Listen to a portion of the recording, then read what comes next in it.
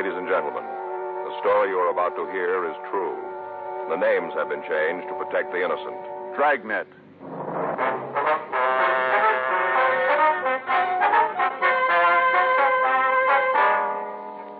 You're a detective sergeant. You're assigned to burglary detail. For the past several weeks, a gang has been breaking into neighborhood stores. Routine investigation fails to turn up any kind of a lead. Your job? Find one.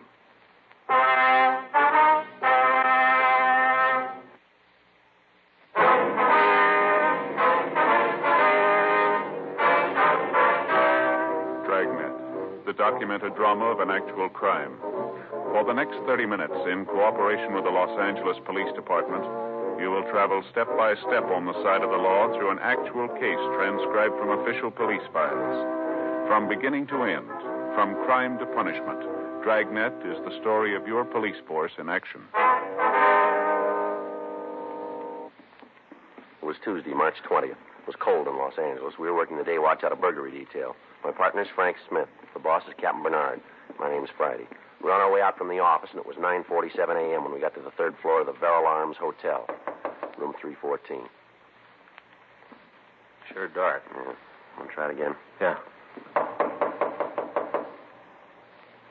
Sounds like somebody's moving around. Yeah. Who is it? You Jed Nagel? Yeah, why? Police officers would like to talk to you. I ain't done nothing wrong. There's no reason to roust me. You want to open the door? All right. Come on in. I just got up. Yeah. You alone? Yeah, there's nobody else. Frank? Yeah. That's the bathroom. I told you that there wasn't anybody else here. Well, you don't mind if we look around, do you? I do too, mind. I don't like you cops coming around. You're going to ruin my reputation. People in the building going to think you're friends. Well, now, I'll tell you, we won't tell them if you don't. What do you want, anyway? We got a report that you were down on East 5th last night. Is that right? Well, I don't know. All last night's kind of foggy. I don't remember where I was exactly. Do you remember being downtown? I told you I didn't. Why? What are you trying to lay off on me now? Place is clean, Joe. Well, I told you it was. Now you want to fill me in on what this is all about? All right, we'd like to know what you were doing downtown last Well, night. how do I know? I had it rough last night. Anybody else along with you? No, not that I remember. You remember being near the Palace liquor store? No, not right off. I might have checked, you know. I throw a lot of business their way. But why all the questions? Is there something wrong? We'd like to have you tell us. Well, I'd like to help out, but there ain't nothing I can do. We got a field interrogation report that you were in the area. Police car stopped and shook you down. Isn't that right? Shit. Ain't nothing new. I'm always getting stopped. You ever been arrested? Couple of times. What charge? Drunk. At all? Yes. Never stood anything heavier than drunk. Ever do any big time? No. A couple of months at Castell. Went up to, take the cure. Didn't hold on, did it? Well, no. Never well. mind. You don't happen to have an aspirin, do you? No, we don't. How about your friend here? He said we didn't. Oh, that's too bad. Sure could use one. Mind if I take a look in the bathroom? There might be something in there to take care of my head. Sure, go ahead.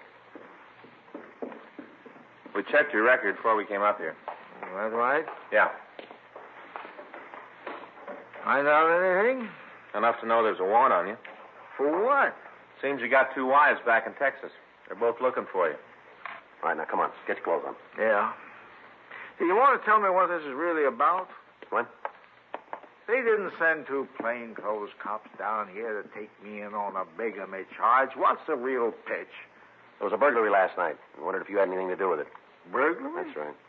Not me. I haven't got the guts to get into something like that. Mm-hmm. That's what caused all the trouble with the women. What's that? Oh, them all the time tell me I should get off the dime and do something. Morning, noon, and night. All the time running off at the mouth about how I was lazy. You can't expect a man to take much of that. Come on, get your clothes on. You gonna send me back to Texas? We don't know what's going to happen. We just have to take you in.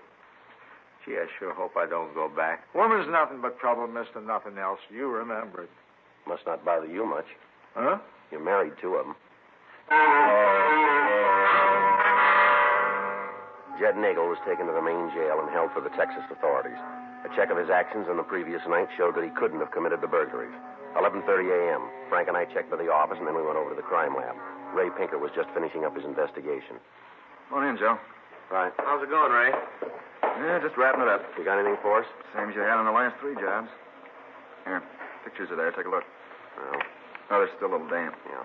This is the entrance, huh? Yeah. They went through the wall from the barber shop into the bar. How'd they get in there? Barber shop? Yeah. Used a jimmy on the back window. Climbed in, went to work on the wall. Wonder why they didn't go right into the bar. The place is covered by an alarm system, Joe. Mm-hmm. Here. This is the box inside. Yeah. Guess they turned it off after they got into the place. You got any prints? No. Went over all the windows, safe, bar itself. Didn't turn up anything you can use. What about the men themselves? Can you give us anything on them? Must have been at least 2 of them. Might have been 3. How'd you come up with that? Footprints. Oh. They kicked up a lot of plaster when they went into the place. A lot of dust around.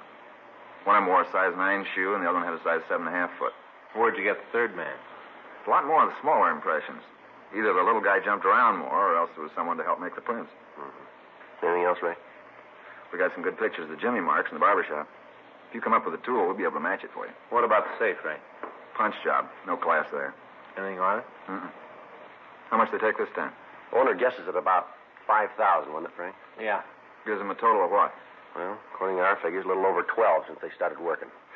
Scoring good. Better than they think. Huh? We've just about run out of leads. Frank and I have been all over town trying to scratch something up. None of them work out. Gotta be one someplace. Yeah, Skipper keeps telling us that. Corner pockets on his back. Bound to be. Yeah, I guess so. Doesn't make it any easier on us, though. You signed the application. Yeah, well, thanks, Ray. Anything turns up, give us a call, will you? Sure, Joe.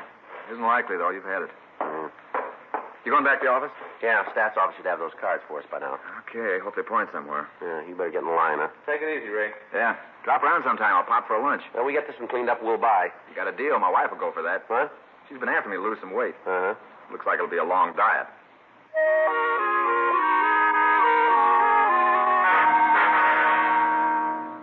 Frank and I went back to City Hall and checked with the Stats office. In the runs they'd made, they came up with cards on 7 men who were known to have used the same method of operation in committing burglaries. We checked the list through R&I. 3 of the possibles were still serving sentences in San Quentin. 1 of them had died, and 2 were in eastern jails. The 7th, a Norris Pauley, had a record listing 4 arrests and 1 conviction. His address was given as 4622 50th Street. We left the office and went out to check on him. The register listed him as living in apartment 12. We walked upstairs. Should be on the left, huh? Yeah. Yeah, here it is. Let me try it again. Yeah. Just a minute. Yeah, Like to see Norris Pauley? in here. Where is he? Don't see where that's any business of yours. Police officers. What do you want to see Norrie about? Better if we talk to him about that. Suit yourself. Don't make any difference to me. You mind if we come in? You can talk right out there in the hall. All right, Miss Pauley, open that door. Take a jump. Sadie, what's all the noise? Lady, either you open that door or we will. See it, All Norrie. right, get out of the way, lady. Oh! All right, Pauley, hold it right there. You get out of here. You got no right to break in here like this. Oh, will you shut up, Sadie? I'm trying to do you a favor, and look what thanks I get. Well, who asked you? Now, go on, get out of here. Last time I tried to do anything for you. Last time! Yeah, sure. Bye. Real harpy. Always trying to take care of me. Real harpy. All right. You know, she means good, but she doesn't know how to carry it off. Always trying to protect me. Yeah. What do you want to see me about? I want to ask you a couple of questions. Sure, I'll go along with you. No reason for me not to. What do you want to know? How come you're home? Where'd you expect to find me? You're on parole, aren't you? Well, you knew that before you asked the question. Supposed to have a job? Yeah, I got one. How come you're not working today? I see what you're getting at. I got a cold, kind of virus infection. Figured I'd take the day off, get it all cleared up. I was in bed when you got here. That's the reason you had all the trouble. Your employer know where you are? Well, sure. I called him and told him. I'm not trying to pull any deals. I've been punching the clock since I got out. I want to keep it that way. Where do you work? Parking lot downtown. Not killing the world, but I'm paying the rent. I got no beef. How do you spend your off time? What do you mean? When you're not working, what do you do? Mostly sit around the house, watch the TV. You go out nights? No, not much. Maybe every couple of weeks, Sadie and me go down to the Mexican place on the corner, have dinner, take in a show. That's about it. You been out this week? What night? Tell us about all of them, will you? No go. I've been home every night. Can you prove that? Well, do I have to? It'll make you look better. Well, ask Sadie. She'll tell you. We've been home together every night, just sitting here watching the TV. What time do you go to work? I check in about 7. When you quit? 4:30. Once in a while, if it's crowded, I stay over. You work late this week? No, you can check that with the boss. He'll tell you. All right, we will. Well, what's this all about, huh? You guys are after something, aren't you? That's right. Well, why don't you tell me what it is? I hear stuff once in a while. Might be able to help you out. You see the old crowd anymore, Norris? Well, once in a while they walk down the street. They nod, I nod. Nothing more. Mm-hmm. Now, what are you after? Tunnel jobs. You figured I might have a piece of that action, huh? Matches the way you work. No, it doesn't fit. I told you I've been with the bucket since I got out. Even with taxes, I make more. You heard anything about who's working? Doesn't go out of this room? We won't take it. Okay. The boys found out I was giving you information. My insurance premiums sure go up real fast. Well, don't you worry about it. Now, what do you know? Word's around there's 2 guys. We had that going in. They pulled 3 jobs. Well, they made it 4. No, I don't know about the other one. It'll be in the papers. Uh-huh. You got a name? No, just heard that they were working. Where'd you hear? A fella down on 7th, he sells papers down there. We have a cup of coffee once in a while, he told me. You know where we can get in touch with them? Yeah, but it'd be better if you didn't, though. It'll lead right back to me. Sadie? Hey, wait a minute, honey. Where you going with the suitcase? I'm leaving you. Oh, come on. Isn't anything serious? You don't ever talk to me. Try to do you a favor and you take their side. I've had it from you, bum. Oh, come on, Sadie. Don't be sore. Take your hand off of me. Baby, please, don't be sore. I'm going to tell you once more. Take your hand off of me. Look, I'm sorry if I hurt your feelings, Sadie. What'd you go and hit me for? Because you're a bum. Don't go trying to get me to come back to you. I'm through this time. It's too bad, Paulie. No, it isn't. I've been trying to figure some way to get her to walk out since I got out of jail. Never been able to do it. I sure ain't sorry. I ought to buy you guys a drink for taking care of it for me. Yeah. Only one thing that worries me is her big mouth. She's always talking. Mm-hmm. She might have heard me say I'd give you a hand. She blabs that around. I'm in real trouble. You didn't give us any names. That doesn't make any difference. She gets to talking. She'll have me telling you the name of every hoodlum in town. Whether that gets around, I'm a gone duck. I got to get after her. Yeah, Sadie and her big mouth. You're going to get me in trouble. Well, makes you even then, doesn't it? Huh? Yours kept you out of it. Before we left the apartment, we checked Paulie's story and verified the fact that he was not implicated in the burglaries. We drove down to the corner of 7th and Wild. We found the newsman Norris Paulie had told us about. We talked to him for about 15 minutes before we were able to convince him that he wouldn't get into trouble by giving us the information that he had. He told us what he knew about the tunnel burglaries. He was unable to give us a name of the suspect that he had in mind, but he did give us a description and the nickname Kiko. With this information, we returned to the city hall and checked the moniker file. There were several Kikos listed, but only 2 that matched the description. The first one checked out clean. The second, a Franklin James Wigg, WMA, 33 years old, had done time in the state penitentiary as a cat burglar. We contacted the state authority and found that Zwig was on active parole. From them, we got his address and we went out to see him. It was a small 1-story modern house built in the early 30s. The chrome railing up the front stairs was rusty and the paint on the front of the building was peeling. We rang the bell and waited. Yep. Your name's Wigg? Yeah, that's right. Police officers. This is Sergeant Joe Friday. My name's Smith. What do you want me to do? Why don't you ask us in? It's all the same to you. I don't want to get the carpets dirty. Let's talk on it. Come on, mister, get your coat. What I for? want to talk to you. About what? We'll tell you about it downtown. You make a charge or I ain't leaving the house. All right, suspicion of burglary. You gonna drag that up again? We don't make the rules. Good time once in your life and the cops never get off your back. You should have thought of that going in. What good would it do? You cops never learn. Well, you're not much of an example, are you? What's that mean? You're probably going back for another course. Before we took the suspect downtown, we made a thorough search of his home. We found nothing to tie him in with the burglaries. He was taken to the squad room and questioned for over an hour. During that time, he'd say nothing. He was booked in at the main jail, and Frank and I checked out of the office. The next day, Wednesday, March 21st, we had him brought from his cell. We talked to him in the interrogation room of the main jail. How long you guys think you're going to be able to hold me? Depends on when you decide to talk. Tell you what, cop, I'll make a deal with you.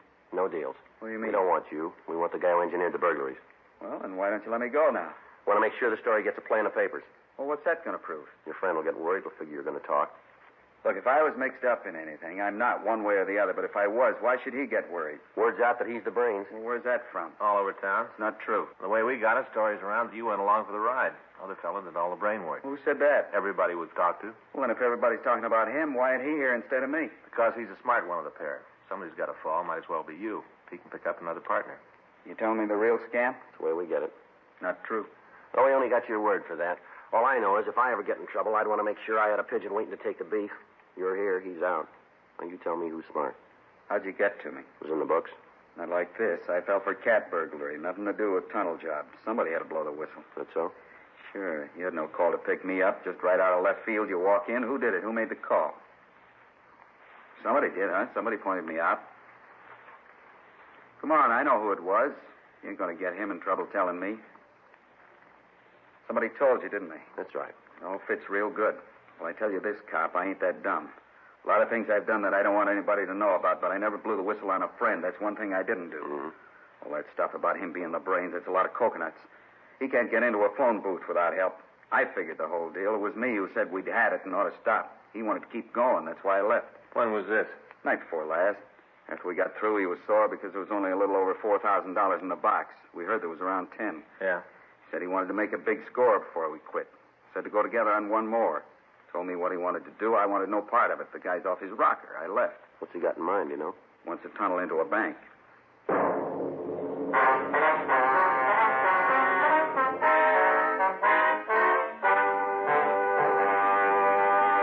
You are listening to Dragnet, the authentic story of your police force in action.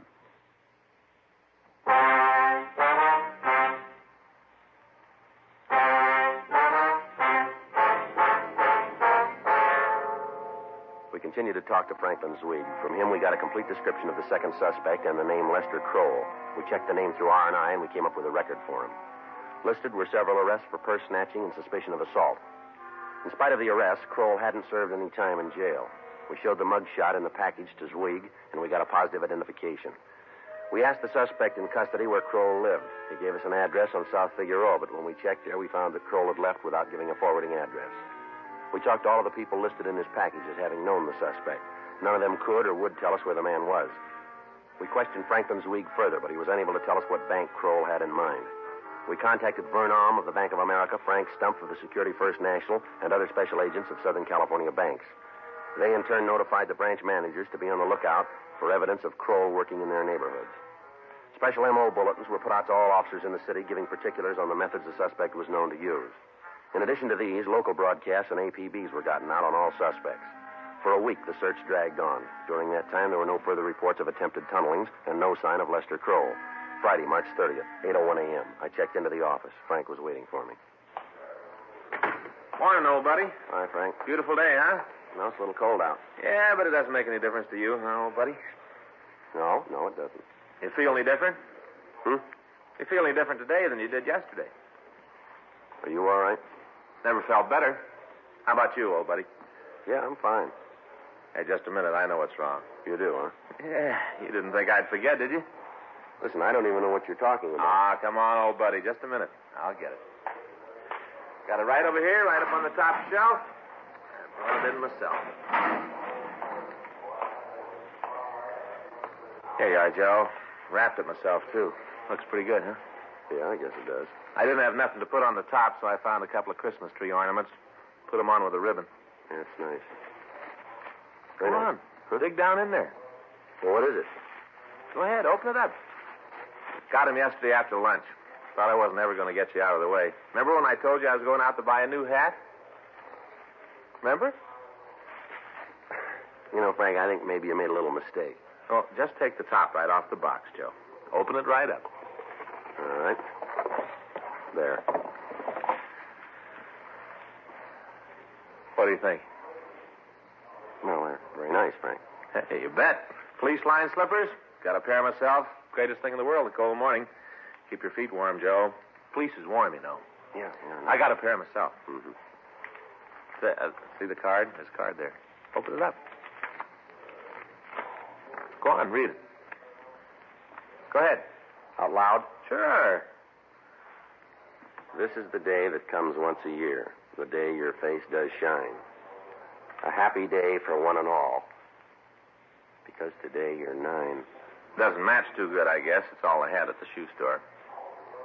Happy birthday, Joe. You know, I just don't know what to say, Frank. Well, I know how you feel, old buddy. I understand you're all kind of choked up, huh? Mm-hmm. Yes, I am. This isn't my birthday, you know. How you choked up? Huh? This is not my birthday, Frank. Well, it's the 30th, isn't it? March 30th? Yeah. My birthday's August 30th. Now, wait a minute, buddy. It can't be. I got it right here in my little book. Wait a minute. See? See right here? March 30th, Joe's birthday. I wrote that myself. You know my handwriting. March 30th. Yeah, you got the date right, but it's not mine. You kidding me? Frank, I know my own birthday. Huh. It's funny. Must be somebody. Who do I know named Joe? I got it. Joe. Burglary Friday. Yes, March sir? 30th. That's right. Mm-hmm. March 30th? Where is that? I see.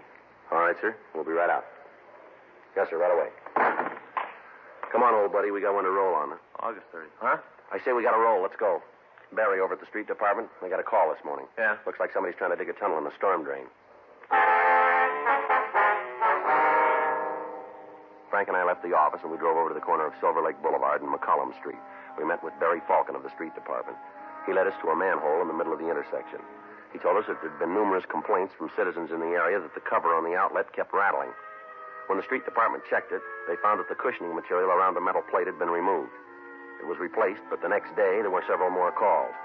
When the neighbors were questioned, they told of a man who arrived in a pickup truck about 2:30 in the morning. He'd lift the cover and enter the storm drain. Before the daylight hours, he'd leave and he'd drive away. From the description they gave, it was possible that the repairman was from the street maintenance department, but a check of their records showed that no crews were working in that area. After talking with Falcon, Frank and I climbed down the ladder into the drain. We walked about 20 feet up the tunnel, and we found the reason that we'd been called. Barry tell you what's over us? Well, near as we can figure, it's the vault in the bank, isn't it? Sure isn't kidding. Take a look over here. Got all the equipment, lamps, couple of drills. Yeah, but he's not going to be able to use them unless he ties into an electric line someplace. I probably figured he'd run into one. Hey, what's that over there in the corner? We'll take a look. Can you see it? No, better leave it alone. What do you got? He's got it all figured. What do you mean? The bottle over there? Yeah. Looks like nitroglycerin. The people in the immediate vicinity were shown the mug shots of Lester Kroll. He was positively identified as the man who had worked in the storm drain. We asked about the truck, but none of the people could give us a good description of it. The employees in the bank were cautioned, and Frank and I arranged for a 24-hour surveillance to be set up on the storm drain outlet. 2 days passed without activity, and then on Monday, April 3rd, we waited in our car down the street from the intersection. 2:20 a.m. Another cup of coffee, Joe? Yeah, wouldn't be bad. Boy, sure gets cold this time in the morning. Mm-hmm. Say, I finally figured it out. What do you mean? Who Joe was. What's that? Here. God, it's hot. Yeah, thank you. Joe. You know the name of my book, The Birthday? Oh, yeah. It's our mailman. It's our mailman. It was his birthday. Oh. I got him one of those cards that says, "We're sorry we forgot." You know the kind. Mm-hmm. We gave him the card and a carton of cigarettes. Old Joe sure got a kick out of it. Yeah. Sure gets cold this time in the morning. Take a look. Yeah, I see it. Parking there. You see his face? Not from here. Well, he gets out.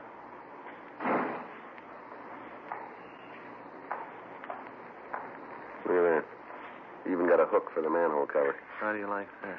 Watch it now. He's going under the light. It's him. Oh. All right, let's let him get down in the storm drain. That way we'll be able to get him while he's working. Right. Let him get in there. Okay. Okay, let's go.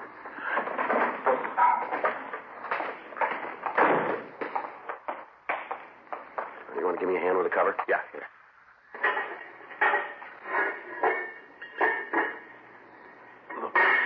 Let's go. All right.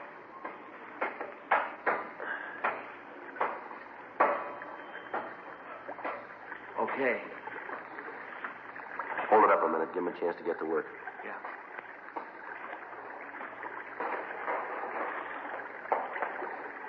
All right.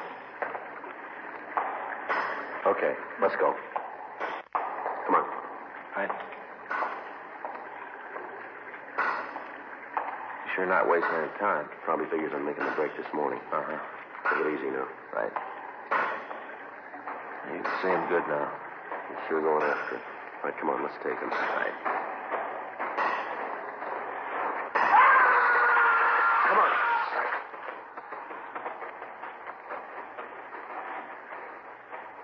How about it? He's dead. Look at that. See up there? He ran into one of the power lines into the bank. Yeah, he almost made it, Joe. A couple of more inches, he'd have gotten in. Yeah? He must have figured wrong someplace. Made a mistake somewhere. Yeah, when he bought that drill.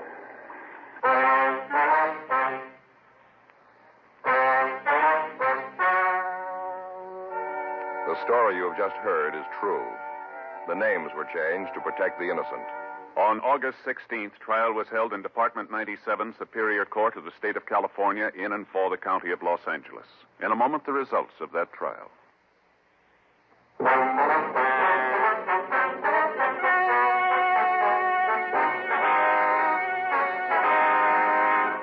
Franklin James Weig was tried and convicted of burglary in the second degree, 3 counts, and received sentence as prescribed by law.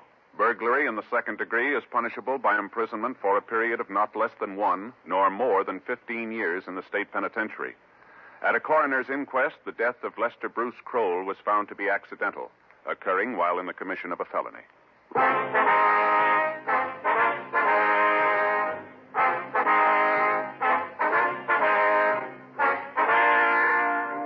You have just heard Dragnet, a series of authentic cases from official files. Technical advice comes from the Office of Chief of Police W.H. Parker, Los Angeles Police Department.